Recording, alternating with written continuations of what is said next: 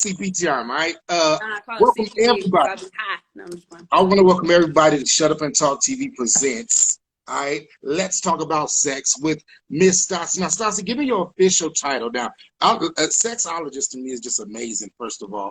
But I know you like this is sincere. Like that's why I want to be very clear with everybody. This isn't just like, oh, we're talking about sex. We're just gonna call it sexologist. This time you studied this, correct? Yeah, absolutely. So I've been doing mental health, as you know, for Yeah. quite a few years.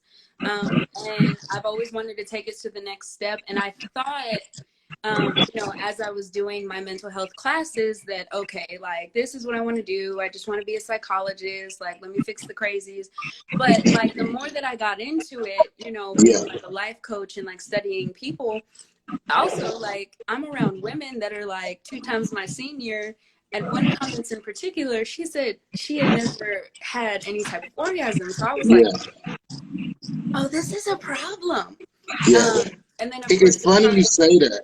Oh, sorry not to interrupt you, but it's funny you say that. Literally, maybe years ago, probably over 10 years ago, when I first came out here, out to New Mexico, I would hear that a lot. And honestly, I used to think that it was like a line that all y'all women just said, like, to like challenge men. Like, let me say I never had this, so he'll go out his way and make sure I get it.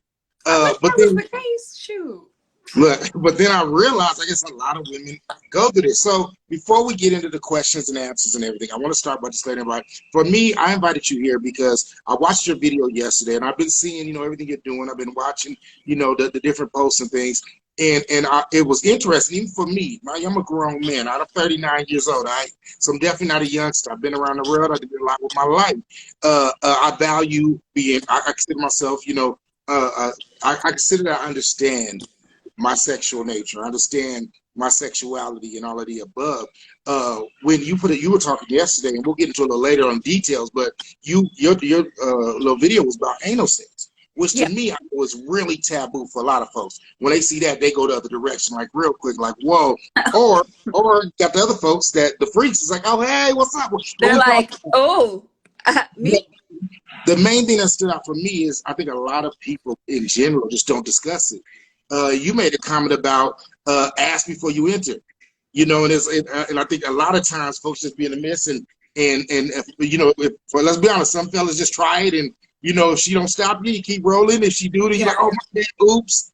But I think that was just like kind of got me to think like, we should do a whole kind of segment and really go dive into this whole idea of sex. The reason I call this, let's talk about sex, love, and fucking because depending on who you're talking to, everybody calls it something different. Then you'll talk to some individuals and they'll break down each one of those, say something totally different. Other folks just say depending on how I'm feeling at that time. Some folks break it down to it's a quickie versus long. Was there music playing? Was it, it's literally all these different elements that go into what they decide to call it. So I decided tonight, let's kind of break all that down.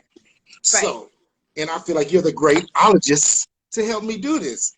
Now, we've known each other for well over damn near 15 years. I've watched your growth, and so to see where you're at today, I value your opinion, and I think it's going to be a good conversation for everybody.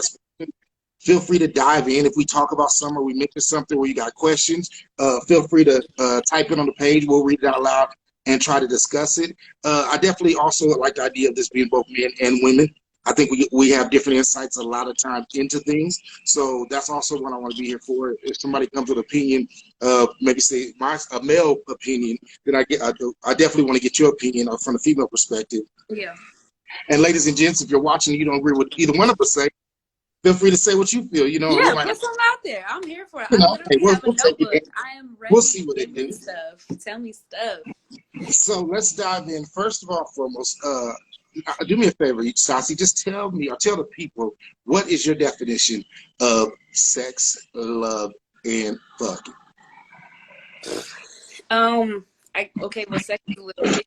I'm still here, even though you ain't gonna see me. But keep talking. What are you, Batman? That's not how that goes.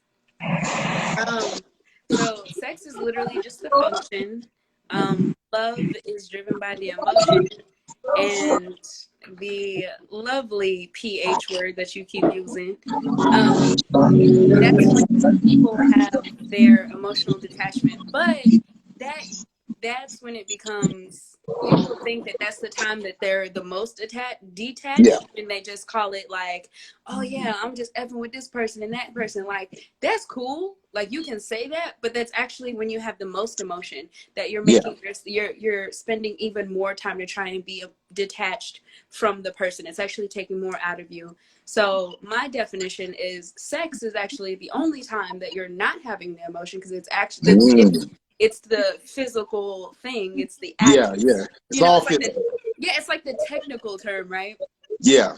Because I mean, you call vagina a thing, it doesn't mean that it's active. It's just a Yeah. fact, right? It's just a thing. And that's how I Come feel on. about when people say like sex. It's a thing. It's a thing that's happening.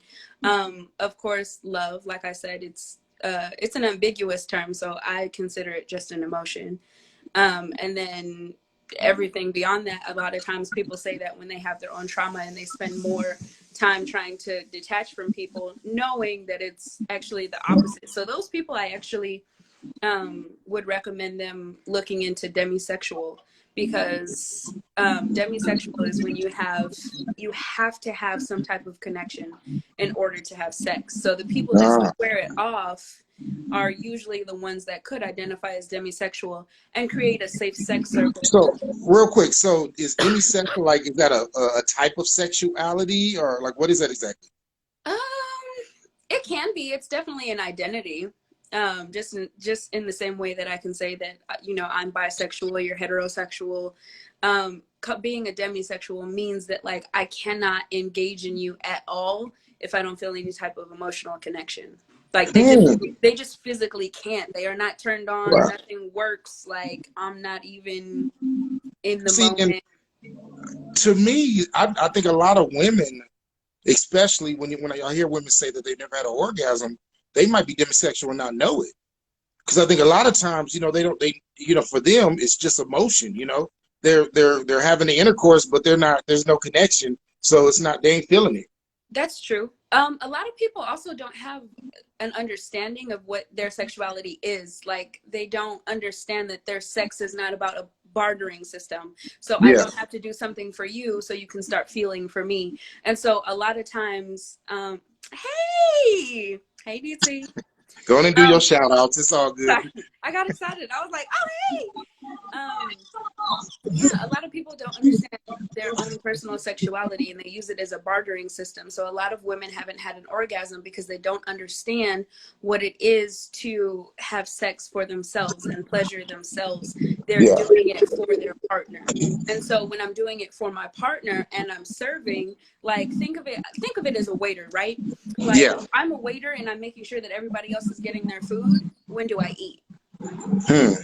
So I think of it that way. You know what I'm saying? Like, a lot of people they're in the service industry, right? So they're serving their partners and they're making sure everybody else is taken care of, but I'm not eating. So it's not necessarily that they haven't identified, you know, their personal emotions, or whether they're a demisexual or bisexual or, you know, however they choose to identify.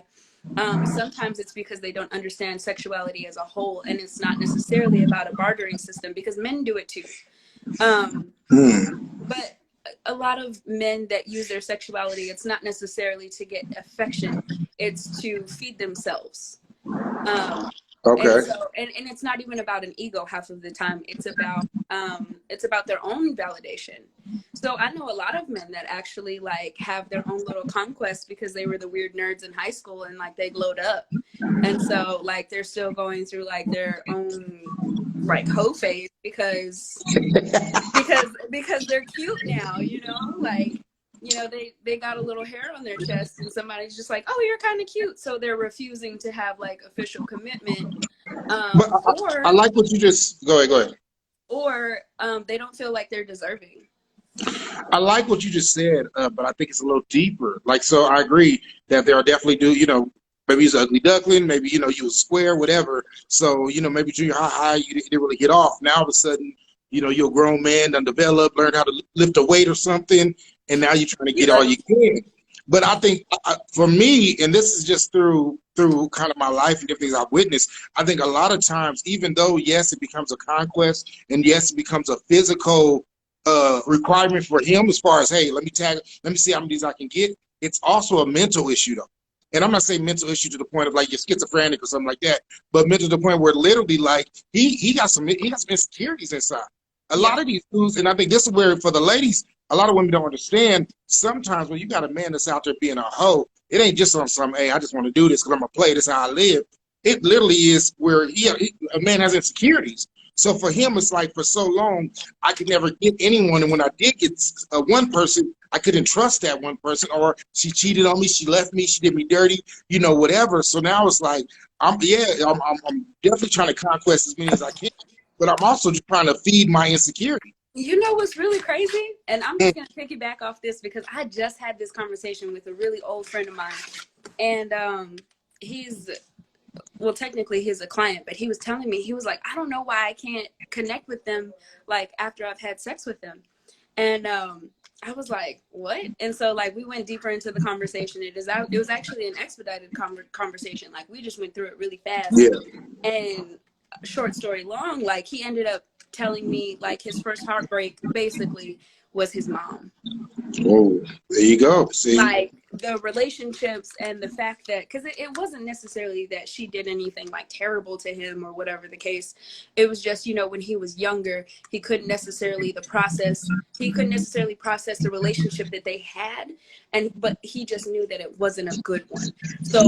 So once he got older and now he's like in this area where he can actually have a woman for himself in his space, the women that he had, any type of mannerisms, he couldn't get close enough because he never resolved that trauma or that issue that he had going on with his mom. So he got close enough and he was like, oh, this is great, this is a good time. And then he was like, oh yeah, no, too close, you got too close. I can't do that, I can't do this. And then there's the other side where it's like you have the mama's boys, the ones that like never got called out. And so now when I'm just like, what do you mean you don't want to tell your girlfriend anything? Well, I've never had to do that before. What? So it becomes a whole thing, like, you know, so it's like if you never had any type of accountability until you get in a relationship, it's a lot harder for you to stay in that relationship and or commit, because like, when have you ever had any accountability or responsibility? You know, I'm gonna say we both men and when we cracked me up because we literally will say everything we didn't do, never believed in, never, you know, I ain't never had a problem before, so I need to start now. But we say that while we on our 30th relationship. You know, it's like ain't nobody ever, you know, your relationships don't last more than 6 months, if that, and we never look at like maybe I'm doing something wrong, you know. And I think that also is with, you know, especially, and I'm gonna speak for men real quick, you know, we're taught, you know, if you go seek help, you go seek a therapist or anything like that, that's weak. You know, if it's not something you fix on your own, or you can, you know, drink until you get better, go punch a bag or do some weights or something and feel better, it's, we're weak, there's an issue. When the reality is, just like everybody, we're human beings, we go through things. We deal with trauma, we deal with PTSD, we deal with all these different things that trigger us throughout our lives. And if we don't address them and deal with them, they go into each and every one of our relationships. And no matter how great the person is, it just succeed, because even though that person is trying and they're giving their all, we got issues that go beyond that person. And that's a fact. Brian, I say it all the time. I don't care how fine the woman is. I don't care how great of a woman. I don't care what she does for you. I don't care what she has to offer, money-wise, sexually, or anything else. If you haven't dealt with you, you will never be ready to be in a successful relationship with a woman, period. And that's vice versa. Same thing with men, with women. You know, if you got issues, if you got insecurities, if you have things that you have not dealt with within yourself, you are not ready for any type of relationship. The problem with most of us is we won't be bold enough to say, you know what, let me be honest and say, you know what, I really like you. You're an amazing person. But right now, I'm not ready for this. And then the flip side of that is if a woman tells a man that or vice versa, we take it negative. We'd be like, what the fuck you mean you ain't ready? Or, oh, she must got somebody else. Or, oh, she must, you know, we think everything but this woman might actually like me enough to let me know that she need to fix her before she even attempt to fix us. Staci, you got to, whatever you just did, you're sideways now. Let me get it. Well, yeah, I'm over here like this. There you go. I'm okay. I'm back. It's fine. It's all, look, get it together. It's all good, girl. What they say in church, take your time. Stop playing with me. See, this is why we can't be friends. So let me ask you this. Oh, Okay. go ahead. Look, I got a gang of questions, but look, I know we'll just start. Okay, my first thing, let's talk about relationships first. I want to get into the nitty gritty, but I want to start with the very simple relationships. Yeah. Why do you think, as men and women, why do we need relationships? Why do we need to? Oh, I'm gonna say that, but yeah, why do we need to have somebody? Why do we feel like we have to have a boyfriend, girlfriend, whatever?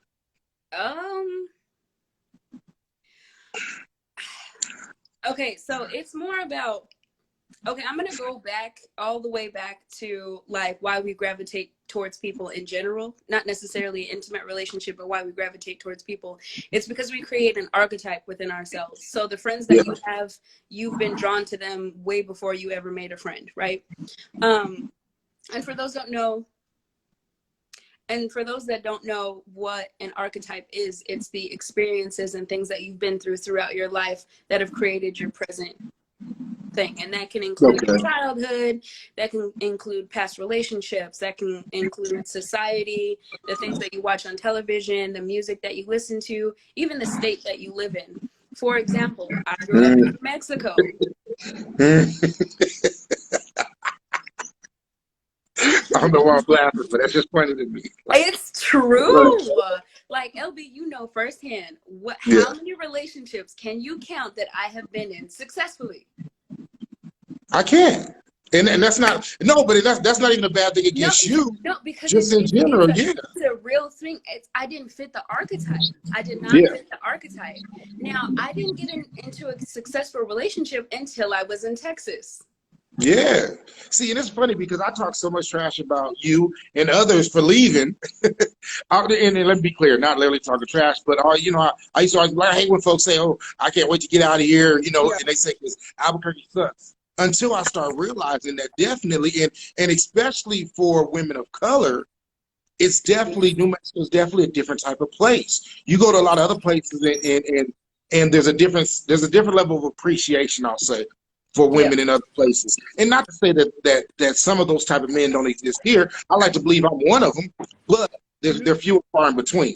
It's not in New Mexico, definitely. And it's funny, I was saying this to somebody else actually earlier at the barbershop, and it definitely is. Albuquerque or New Mexico in general definitely breeds a certain type of man and woman. And if you're not careful, you get used to this type of treating people a certain way, and even to the effect of even respecting each other, man and women. You know, you see the women always post that they're crazy and they think that's cute and that's sexy and like that's going to get you a man, and they think, you know, that's pride, you know, something to be prideful about. And then I even see the other, you know, men posting that they, you know, I don't mess with black girls, I don't mess with these type of girls. You know, the reality is, first thing when you say you don't mess with any one type, like when you're literally counseling out a whole type of woman, whether it's color or the way she talks or anything like that, to me it's like, God damn, what is mentally wrong with you? The fact we're saying because the experiences I've had with one or two, I'm not messing with none of them. I can't do that. That's another thing about archetype, though. So that was the other thing that I was going to touch on. The other thing about archetype is people and their experiences. Sorry, I'm trying to get this charger thing together because if I die on y'all, look, if you die, we're going to fight first of all. We better charge it. Don't worry. Look, this is the first one. We're going to get all the nooks and crannies out. Shut up. So, like, the other thing about archetype is, like, based on the experiences that you have, those are the people that you're drawn to, positive and negative. So, like I said, a lot of men that I know, including black men, if they've had a negative relationship or no relationship at all with their mothers, they go to women that do not look like their mothers. Ooh. Like, for example, my archetype. I've never had a positive experience with any Hispanic man in my entire life. Me neither, girl. I feel you. Shut up. Shut up. Oh, my gosh. I've never had a positive experience with a Hispanic man in my life. So when they try and talk to me now, I'm like, ooh. And it's not even because of like any type of like, oh no, they're ugly, they're not my type. Not for any other reason except I have never had a positive experience with y'all. So let me ask you, when you say that, though, are you saying like you dated them and it was a horrible experience, or just even being friends with them or even knowing them? Oh no, my dad. Oh, okay. Look, see, come on now. Yeah, no, I got a different kind of daddy issues. Like they strange. Only because it's like, so with my dad, he made it so that like he made it that my mom being a black woman was a bad thing, and he like basically took credit for like me being attractive, and I was like, boy, the only thing you contributed to is my skin color. Like, stop trying to blame me. Wow. Yeah. But yeah, no, made it to like I was a thing to be hidden and I wasn't to be celebrated. And so the positive men in my life was educator. He was a big bearded black man that was just super funny. Shut up. Girl, it sound like you talking about me. I knew you was gonna do that. I knew you was gonna do that. And he was like, so funny, and he was strong, and he was in law enforcement, and so like No, that ain't me. See, and my grandpa wasn't bald either. Like, this is true. But no, it just like my grandpa was just like, that's the positive experiences. And then like people like my uncle. So these are the people that like I've always gravitated towards because they've always like shown so much love for me. Yeah. And I've always been so supported. So guess who I'm gonna date now? And here's the other thing. I've never had a negative experience with any one kind of woman. So my type of woman can vary because I haven't had very many bad experiences or extremely good experiences with any one woman. Hey, that's a good question. Real quick, I didn't even ask that. What's that? Are you claiming this year? Are we lesbian? Are we bi? Are we just enjoying life? What are So we officially even claiming? when I had it, you trying to play me because you know better. Even when I was dating her, I told you I was bisexual. You trying to play me? I mean, I knew it because I know you, but you know, I gotta give you props what they do. You know, I got a message too. Of course, rightfully so. I mean, when you know somebody for like almost a decade, it's no longer than that. Yeah, it's definitely been longer than that. It's what, 12 years? 15? Yeah, about 12, yeah. Long time, too long. We've known each other forever. But yeah, no, I definitely identify as bisexual. So, but the other thing about that is you can be bisexual but not bicommittal. What does that mean? So bicommittal means when I think about my life partner, I do not think of women. So that means you like girls. You like to play with girls, but you don't want to play house. Right. Okay. Right. I get it. So you can be bisexual and not bicommittal. That's okay. Which a lot of people don't know. What if you're just not committal, period? First of all, let's have a real conversation about. Sorry, my bad. Bring it down. Okay. No, because that really is a thing. But it's a thing that like you have to dismantle, and if it's something that like you completely heal from and then recreate, that's a whole nother thing, because then that's when you can have a conversation about a polyamorous relationship. That's when you can have conversations about polygamous. Like that's when you can do all of the above, when you actually identify and in a healthy manner create those spaces. Just saying that like you're a habitual cheater, that does not make you poly. That means you need to solve other problems. That is an insecurity. You need to get it together. You really know somebody said it was poly because he was a habitual cheater? Oh, come on. Okay, so let me say this. And this kind of goes back to what you were saying a little earlier, but I agree how you were saying as far as because of your relationships and for you, what you went through with your dad, that kind of molded what you like and don't like. For me, look, this will definitely help me. Wow. He up from his nap. Say hello to everybody. Okay. You won't be here long. Anyways, for me, it's always been, I'm being raised by a single mother, my mom, and seeing how strong she was, that really has it with me. I don't have a type as far as a color and, I like this, black, white, whatever. I'm international for real. But for me, it's a strong woman. That's what means a lot to me. That's what, that is a huge requirement for me with anyone I'm going to date. and that's going to be on my arm. They have to be. I can't respect or even deal with a weak woman because of seeing how strong my mom was raising 5 kids by herself. So for me, I definitely can relate to. And it's funny because we always think naturally that relationships is what does it. Oh, your ex is why you're so crazy. Your ex why you tripping. But a lot of times folks don't think about the fact that it might not have been the ex. It might be because of the mom, the dad, even the sister, the brother, anything else we might have went through prior to that has now shaped the way we look at people in general, or what we like or don't like. I mean, it also has a big impact on your communication skills. Like, so I just started, like, okay, you know me. So you can also attest to the fact that I'm not very, like, outwardly emotional. Like, when you're in my closer space, I'm a very passionate person, but, like, I'm not very outwardly emotional. And that's another reason why I did not have successful relationships until I got to Texas. One, I was not made safe in those spaces. Two, I never quite felt like, not necessarily that they weren't deserving, but I also was in a household where I had to be the person that was not emotional, because either one person was overly emotional and I had to kind of, like, shut myself down, or I had hurt somebody that was not emotional at all, and I had to kind of, like, be the balance. You know what I'm saying? So I was very...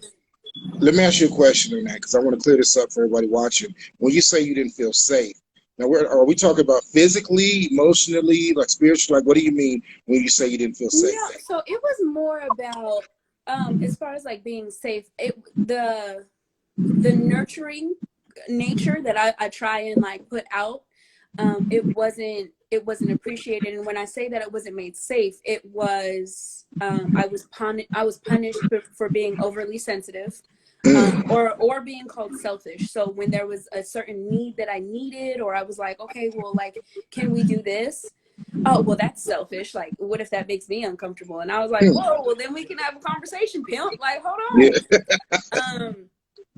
Or there was the insecurities that we talked about. And so, like, I was in a relationship with a guy who was like, I was trying to help him with his business, right? He was a personal trainer. I'm trying to help him out with his business. And I was like, oh, yeah, my dancer friends, like, when I was a dancer, I was like, oh, yeah, my dancer friends, they need a personal trainer. Like, we need more things. We need all of this stuff. And he was like, I can do this by my effing self. Oh, wait. So I couldn't be supportive. I couldn't put him on. I couldn't express myself. If I was nurturing, I was either too needy or, like, selfish, because I put my feelings in the forefront. Like, I was always called overly sensitive. And then even in my own household, if my emotion went anything above baseline, I was canceled out. I was either kicked out of the house, I was talked bad to, I was shunned, because there was a whole lot of microaggression and that kind of stuff. So when I see somebody do any kind of microaggression, I instantly shut down. I cannot handle people that ignore me. I cannot handle microaggression. If you cannot communicate or honestly, like, validate, I freak out. So those are the things that make me unsafe. I was never beaten. Beaten.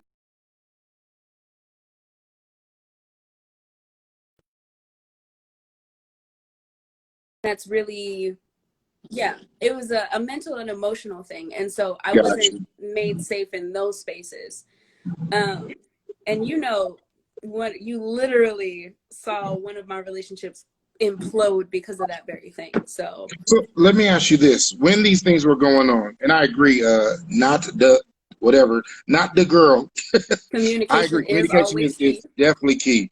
And I think that's period. No matter what type of relationship, period, point blank. If you guys can't communicate and have a conversation, you won't succeed or last. But let me ask you this, Staci. When you were in those relationships, and when he wouldn't let you help him build or help him with his business, and when she didn't want you to go above baseline, did you recognize at that time that it was their own insecurities? All of that stuff didn't get told to me until after I broke up with them. That makes sense. Then it was like, was it by them or by others? Until it was told to me? Oh no, it was because like I was like, hey, listen, man, if you're gonna look at me or talk to me, like you tripping. Like I cannot do this. I don't want to do this anymore. You're doing too much. I'm out of here. Yeah. And so one of my girlfriends in particular, she went through her whole like whatever it was that she was doing, and I'm not sure if she went to therapy. I know that like she tried with me after I broke up with her. She was like, we can do this, and I was like, oh nah. and then, so I guess I don't know if she did it on her own time, but she was just like, I was insecure and I knew that like you were the kind of person to like help me build, and I wasn't necessarily ready for the kind of love that you were trying to give to me. And I was like, well, that was a cop out. And then, but I figured it out by seeing her family dynamic. Mm-hmm. That will tell you a lot about who a person is based on who their family is. You will learn so much about how a person communicates or does not communicate based on who their family is. That's one of the things, and I realize this even now. I didn't realize that when I was younger. You know, the only thing we're really taught is look at their mama to see what they're gonna look like when they get older. But but the other aspect is meet the family, man. Meet those dynamics. See how all the other women, you know, in the family act, or vice versa, all the other men. I do want to read what Sweetest Candy said. She said not only communication but comprehension. Where we at? But she said you can communicate to your blue in the face. If they're not comprehending, then you're basically wasting your breath. I agree. I think what it comes down to is it's easy to talk. We're talking right now. But if you're not making sure everything you're saying, they're understanding, and not just hearing it, but that they're listening, that's the difference to me. It goes back to what I said earlier. I think the hardest thing for us as men and women is to be honest with ourselves and say, I'm not ready for a relationship. It's amazing. It sounds easy enough, but most of us will never say it because either we're scared of losing out on a good thing, which is understandable, or we just don't want no one else to get what we think we deserve, so to speak. But the reality is, no matter what, if we don't fix us, we're gonna mess it up. That's the reality. If you don't deal with your personal issues, your insecurities, with whatever's happened to you as a child or even as an adult, because a lot of times folks walking around PTSD and don't even know nor understand it. And we're not just I'm not just talking because of domestic violence, like because you were beat or anything. You get PTSD from arguments or because of the way you were treated. And this is men and women. But if you haven't addressed it, if you haven't dealt with it, if you haven't figured out why you do some of the things you do, you're going to take that into every relationship. And until you fix it, every relationship will fail. You might have good months. You might even have good years. But long term, it's going to fail, sadly. No, that's true. That is very true. So it's true on both ends. So there's the three no's, right? So you don't know what you don't. Tres. Only those tres no's. So you don't know what you don't know. You know what you know, and you know what you don't know. And so when I say you don't know what you don't know, so if I'm telling you, and you've grown up in a household where physical touch is not really big in your household.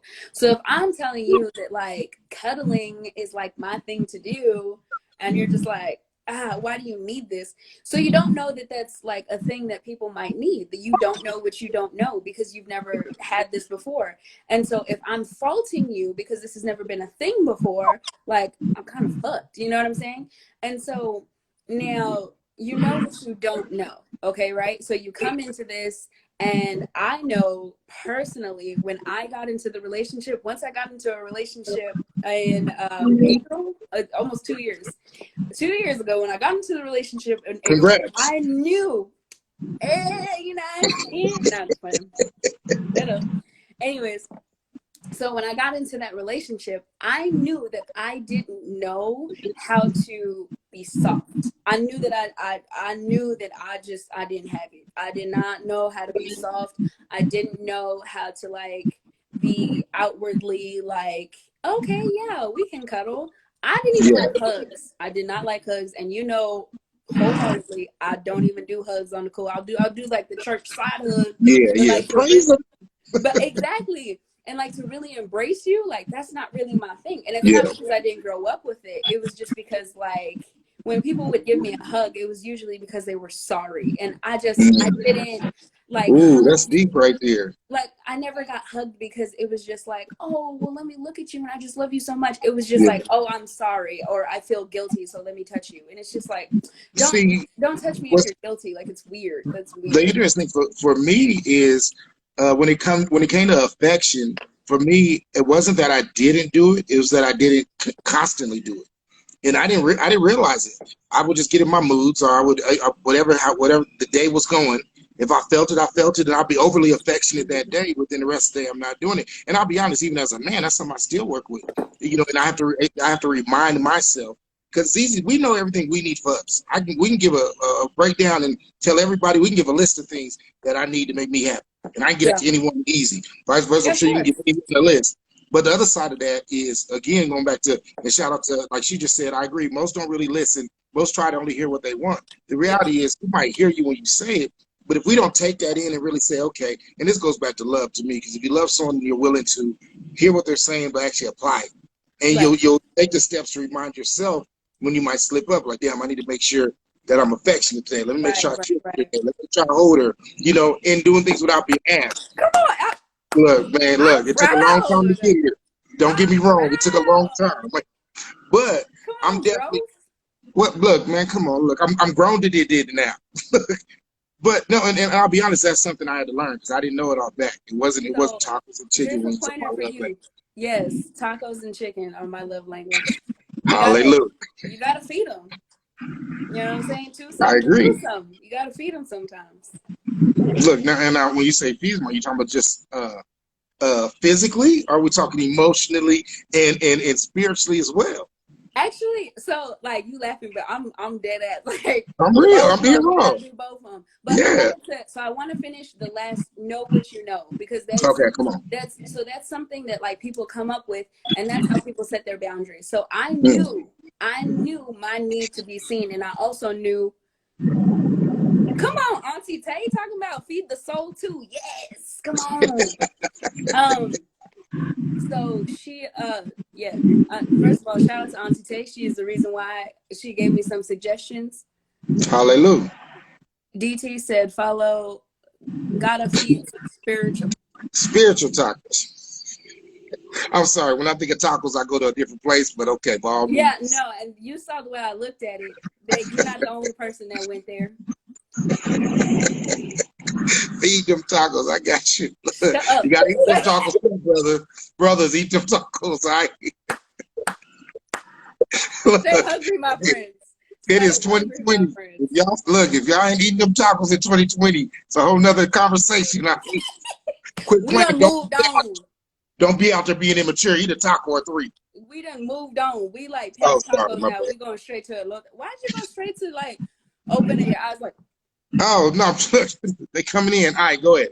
Finish your okay. know that you. Yeah, So know what you know. So the thing here that we go. I knew going into the relationship is I know my need to be seen. So validation is like my A1 since day one.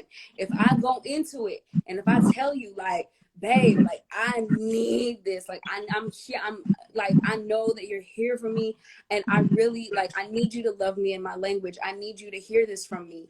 And it gets like brushed off. I know that you heard me, because the Mm-hmm. first thing that I said, I know what I know. I know what I need in order to flourish and trust you. So if those things are not being made safe, if you cannot validate the things that I'm saying, my voice is not being heard, which means something dangerous can happen to me, whether it be physically, emotionally, or mentally. I am no longer in a safe space. You know So what I say this? Oh, go ahead. I'm sorry. Finish. Get your soul off. no, I'm just, so it just means like, when you know what you know, those are the things that you express, and those are the things that you hold on to. And yeah, no, that was it. The one I say this to my family a lot, or when my family actually deal with, especially the fellas, when they ask me advice about relationships and about being with, when it comes to a woman. The one thing I realize, and this is a fact, bottom line is you don't lose anybody. Right. Right? I truly believe, as a man and woman, especially, and I'm gonna speak on the man's behalf. As a man, you can't lose your woman. You can't lose your girl. All right, Yeah. you can give her up, because to me, and it's not a matter of, I'm not talking about just physically, I'm done, be out of here. And I'm not even talking about verbally just saying, I don't want to be with you no more. But when we stop trying, when we stop listening, when we stop paying attention. Because the reality is, one thing that you guys do very well, when I say you guys, I mean women, y'all can talk. And y'all can keep on talking. And the reality is, if we really care and we're worried about losing you, all we got to do is listen. You're going to give us the plan. You're going to tell us what to do, what not to do, how to do it, when you need it done. Now, don't get it twisted. Most of y'all's crazy as hell as well. But for the most part, underneath them layers of crazy, there's actually some facts and some things that we can take in and that we can actually change. So I literally always say the only way you're going to lose your woman is if you want to. Now, with that being said, you also have to be willing and love her enough to make the change. The other side is that it goes both ways, because even the woman got to be willing to make the change he needs. You know, if your man tell you, hey, say it again. I said, no, listen, because, hey, that's, ooh, that change. Shout out to Neat So Fly. She said she loves this dialogue. Thanks, friend.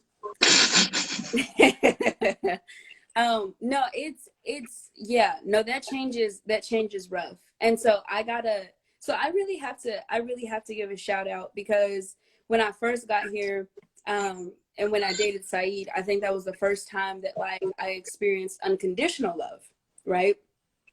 And so when I got unconditional love, that was the time that I understood, get good, bad, ugly, you doing some weird stuff, like the love doesn't change, right? Mm-hmm. The love doesn't change.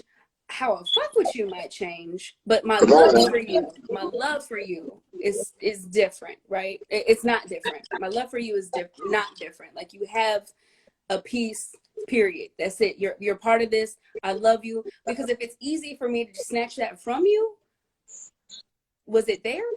Yeah, I definitely. Go ahead. That was the first time that like I experienced unconditional love. And unconditional love is not for everybody. It's not something that you just hand out. Like I have unconditional love, I can honestly say, for one person. That's it. Unfortunately, a lot of my love was conditional for even my family members. Like, listen, like you can get cut off in a quick second. But as of right now, the love that I have for unconditional love, like the one person that I know that like, it doesn't matter if the whole world shuts down today. If they were like, okay, you got to pick one person to love forever. That's the one. Pick it. That's it. That's it. It's funny because I was raised in the church. So, you know, you hear about unconditional love. You hear about Jesus dying on the cross for our sins. That was the ultimate, symbol of true love. And, but you know, so, okay, I'm sorry, I didn't want to interrupt you, but go ahead. When you hear that, they make compromise and sacrifice sound so uncomfortable. Yeah, like you gotta die for me. Yeah, like die for it. Yeah, die for my love. Like, no, I don't want it. For me, what I took from it is the idea of unconditional means literally no matter what I do or what we go through, you're not gonna stop loving me. You can't turn off your love. I say that a lot, especially with people when they're in these relationships and then they break up. And also, I hate that dude. Reality is, you might can't stand him right now, but if you really hate him, you never loved him. Something a lot of people don't like to hear, and the reality is this. I say I'm learning. I don't know what love is. Hear me out. I'm learning more and more daily what love is. I say that because at a young age, 17 and 21, I was engaged twice. Both times I thought I was in love. Now, of course, 17, I was young. 21, a little older, but still young. But in my mind, I thought I loved that person that much. Now, since then, I've had children. I've been in other relationships. I've grown. And I love each relationship more than the last. This is a fact. But the reality, what I've learned now, it wasn't the relationship. It wasn't the person. It was me. The difference was I was changing. I was learning who I am.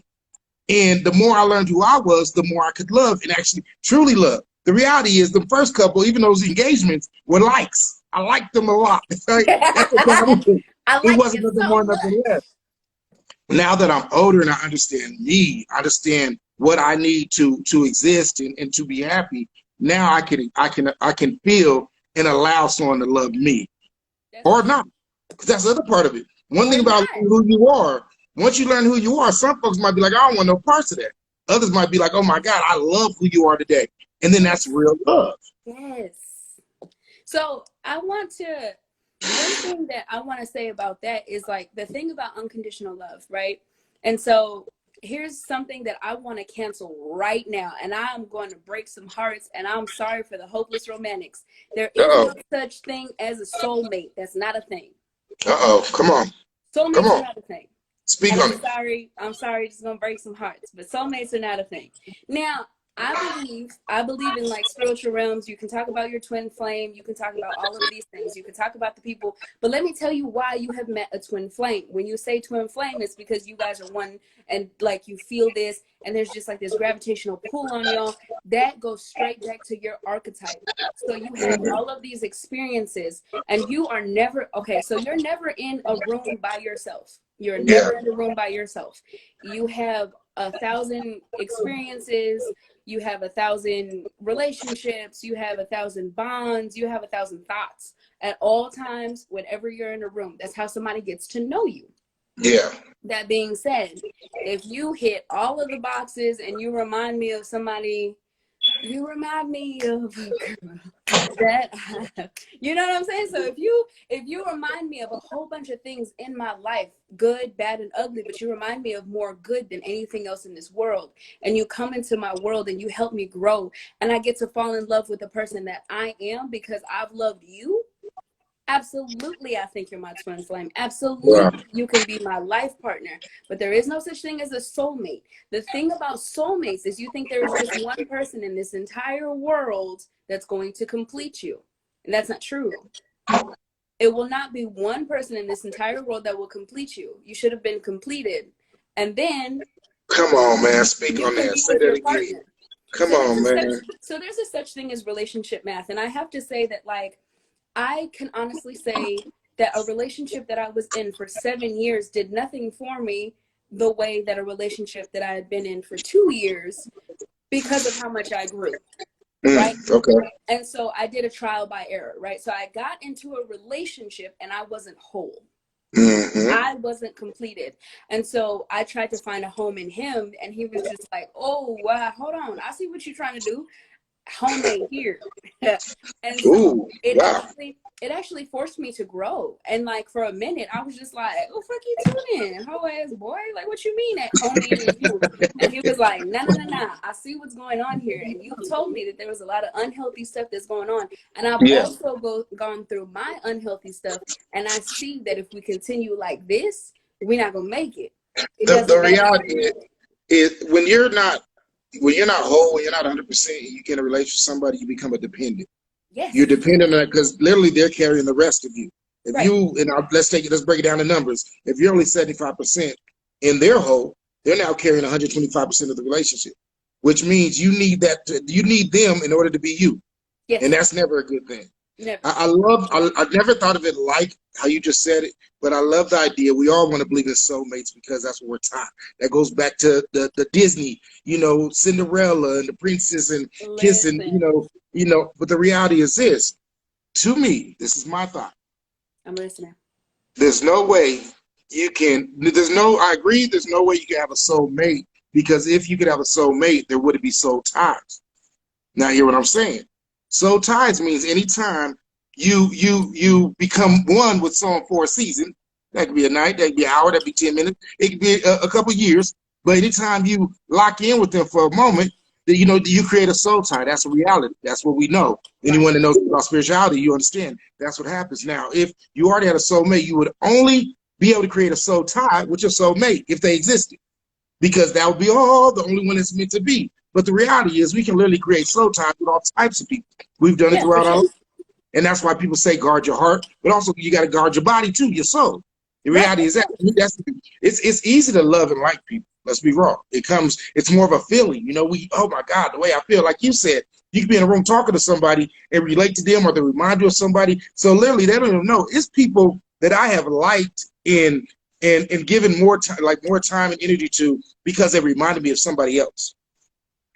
So it's like, damn, there's something about you is different. And the reality is, I know what it is. You remind me of that other person. So it's like, okay, I can deal with you a little longer. I like you a little more, whatever the case. Reality is this.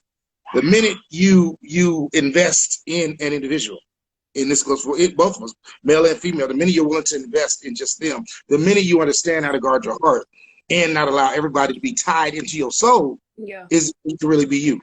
Because before that, is anyone have been in the soul tie? When you break up with somebody and you're doing all that crying and it's hurting, and you literally physically, I'm talking about, let's talk about relationships where maybe it hurt physically because they beat you, maybe emotionally because they cheated on you, you know, maybe they're just real verbally abusive, whatever, but just bad relationships. I've had some, as a man, I've had some horrible relationships that I could not shake. You hear what I'm saying? Like where if you wrote down all the shit she done did, be like, why the fuck am I still dealing with this chick? But I could not shake her. Like literally, and literally, I would catch myself every couple of days and be like, why the hell am I still dealing with this? But I could not shake her. And it wasn't a need. I wasn't dependent. It was more of I was locked in. It was comfortability because I knew her. Part of me, maybe well, no, I could also say because of my own trauma and PTSD, I felt like it's what I deserved. And I'm talking about, and mind you, I'm talking as a man. You hear a lot of women, like this is what I deserve because of what I've done and what I've been through. So I'm gonna allow this chick to keep doing these things to me or keep, acting a certain way. The minute you're able to shake everybody, the minute you're able to realize, the first thing is recognize any whatever it's monsters, ghosts, vampires, any story you read, they always say first thing is you have to admit, you have to realize. The minute the minute you recognize and you say, oh my God, they're a monster, oh my God, they're a vampire, oh my God, they're bad. She said familiarity is the word. Oh yeah, we don't like change. We like what we know. Look, you know what's crazy is we've actually talked about this. In one relationship in particular, you were like, I remember we were sitting in the car? I think we were sitting in the car and we were like, bro, I think it was like right after we had gotten off of work. And you were sitting there and you were just talking and you were like, I don't even know what I got going.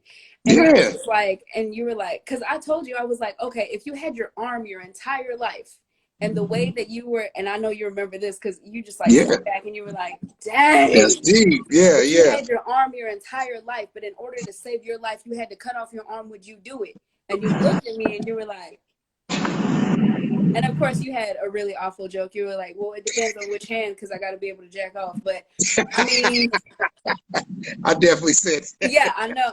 Trust me, I remember. An elephant is definitely my spirit animal. I remember everything. But you were like, no, like I feel that, and it was like your love was so deep, and it was just so like, and you were like, I don't even know if it's the fact that like I'm in love with her or just like when I'm away from her, everything that happens is like I'm just familiar and I don't want to start over and I don't want to go through this again. And you're like, I can just be, and I don't have to think about anything else, whether it be good or bad. Now, the reality is that, go ahead, finish. Now, the thing about that is and I guess this might be a hopeful for you if you're not already experiencing it, is I hadn't been in love until I was in love. And I didn't know. Because like I said, I was in a relationship for 7 years. And like, what? That was supposed to be my person. Like, that was it, bro. Like, that was it. However, when I actually got into a space where I could really be myself, I didn't know I was in love until I was in love. It literally creeps on you. You wake up one day and you realize you haven't argued in days. You're not bad. You're actually at peace and you're happy. You're not dreading the phone calls or the text messages. Like I looked forward to doing stuff that I didn't like to do. Like I now find joy in doing weird stuff like laundry or making sure that the house smells good. And I'm mad you said laundry was weird. Well, I mean, I'll do it for myself, but now I'm like, oh, let me fold it. Like I didn't do that before. And like sometimes I look at myself like I'm like finding joy in like cooking and like making sure it smells good before a bae get home. And then I'm like, well, it's because you're caring about somebody else's happiness. That's what it is. And you realize, they talk about love languages. This is something I'm still learning. I've just got into love languages, believe it or not. Did you do your test? Yes. But I literally just got into love languages. But one thing about it is, and the key word is love here. When you care about somebody, it's not just about doing everything that makes you happy. It's about caring enough to do things that maybe you don't really care to do, but you're willing to do them for them. And again, and to me, it's all about, it's your heart, man. I think the biggest mistake we make a lot of times is folks are they're looking for fairy tale love. They're looking for the Little Mermaid. I'm the ugly duckling. I'm this horrible person, but someday my prince is gonna come. He's gonna rescue me. The reality is this. This is what nobody ever talks about. Little Mermaid was a fucking fish. Okay, she was a fish that Erico retarded ass fell in love with. Now the reality is this: no matter what, she still smelled like fish. Now, fellas and ladies, how many of y'all would walk around with a goddamn fish? All right, so don't believe fairy tales. That right there. Sorry. I get emotional about Disney because they set me up for failure, cuz. No, but real look, the reality is everything that we were taught as kids that we called like love and happily ever after, it doesn't exist. We don't see, when you hear about the grandparents that have been married 50 and 60 years, we don't know how many years they spent not talking or how many years they spent in different bedrooms, because they were mad at each other. We don't know what they had to do to get to that point. She's stupid. Not that girl said some do. It's reality. Some do walk around smell like fish. But anyway, the reality is once we shake the thought of love and the thought of this fairy tale thing, and we start being real with ourselves and realize that we all have something that we need to fix. We're all, broken in some pieces that we need to heal on our own. Mm-hmm. Once we're able to focus, once we're able to, first of all, admit that and then actually deal with it, that's when you start feeling better. That's when you're able to live at peace. That's Folks true. know. Go ahead. No, I said that's true. I think one of the Auntie Tay said Grandpa had a girlfriend and his wife. Oh, see, yeah. That was his happiness, though. He was happy, shoot. And honestly, if he was, it also, I believe, like with the idea of polyamorous, I think it's an amazing concept if somebody can actually do it. And this is where you got to be real with yourselves and whoever you're dealing with. Some of y'all said selves because some of y'all got multi-personalities. But because it's cool as a man and an ex-player recovered, I could date plenty of chicks. That's easy, it is what it is. It's easy to be a player, but the flip side is that am I okay with allowing the woman I say I love and that I'm intimate with to go be loved and intimate with somebody else? See, that's this with these polyamorous. That's a whole different breed. Because now it ain't just about the man, hey, I get what I want. It's also, are you willing to let her get whatever she want, quote unquote, need? No. And that's what I'm like, yeah, I can't sign up for that player. It don't work. Nah, I'm good. Never.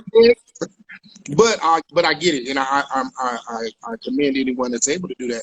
But again, it all comes back to being real and true to yourself. I think a lot of times people, how, and I'm sure you do now because you're happy, you've been in a relationship for 2 years. You know the difference between walking around and dating someone that you have to lie to every other minute versus someone that can tell the truth. No, I'm gonna say that like I said, I had to go through the trial and error because I did come to him incomplete. I did. I came to him incomplete, and I came with my own insecurities, and I came with stability in one aspect, but I leaned into him, and there were things that he also had to work on, and he wasn't allowed to work on those things because he was like, okay, well, she's expressing this need, like southern gentleman through and through. He was making sure that I was good. Now, if he's always minding my business, who's gonna mind his business? And so because I was like, oh look, I need my things handled. He was like, all right, your things is gonna be handled. That's fine, but when I ain't got it, I ain't got it. And then when he didn't have it, I was just like, whoa, what you doing? You don't love me. I knew it. And so it was like, I was given like an ultimatum, and so now I'm in a space. I'm in a way better space as far as allowing communication, because that's something like I requested, and it's why I wrote it down. Like, there's a difference between communication and comprehension. Definitely, that's good. Because he told me exactly what he needed. Like, hey, when you press me and I'm already at 10. I'm at 50 now. I'm mad. Like, bro. And now I don't want to hear anything that you say because I didn't get any time to like really process. Whereas like for me, I'm like, ain't nothing to process. We in this now. we talk. And so it's just, you know, my needs. And so we had the circle and square effect. And so clinically, the circle and square effect is like, if you think about the square shape and you place a square or a circle in the middle, there are needs not being met. And so on both ends, we had needs that weren't being met because I was like, okay, well, handle my emotional things. And he's just like, okay, like, what you want? You want me to handle all of your, you want me to handle all of your emotional things on top of making sure that you eating, on top of me making sure that my mental health is okay. Like, I didn't make him feel safe. Yeah. And that's the other part of a relationship, is you have to make sure that your partner feels just as safe and just as okay to communicate as you do, because it's okay if my feelings and I finally feel safe and nurtured and I'm excited to cook for him. But like, if he doesn't have an appetite because he has anxiety because him coming home to like an overly emotional girlfriend, like, it don't matter if I'm cooking for him if he don't want to eat.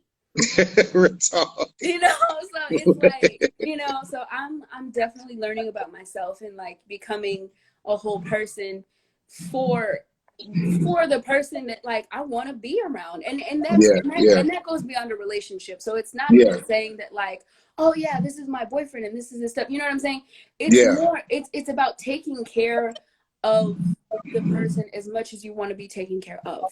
Well, I think the reality is nowadays, period, point blank, there's so many people together that aren't friends. That's, oh, God. Hey, and this, look, this is a long time coming, trust me. I was about to say, hey, this is new. Like, this is new. Yeah. I didn't have too many people. Like I said, like, he definitely called me out. He was like, hold on, what? We're doing what? And so, like, I used to tell him that, like, codependency, I'm a recovering codependent. And he was like, are you? Are you really? Because look, this little space that I had left that I'm trying to like fill up because I'm trying to heal, you're trying to be in here. Stop it. Look. So he, you know, him not allowing me to be a codependent and him really like forcing me to become a whole person on my own gave me the, it actually gave me permission to create a whole new relationship math. So relationship math is 1 + 1 = 3.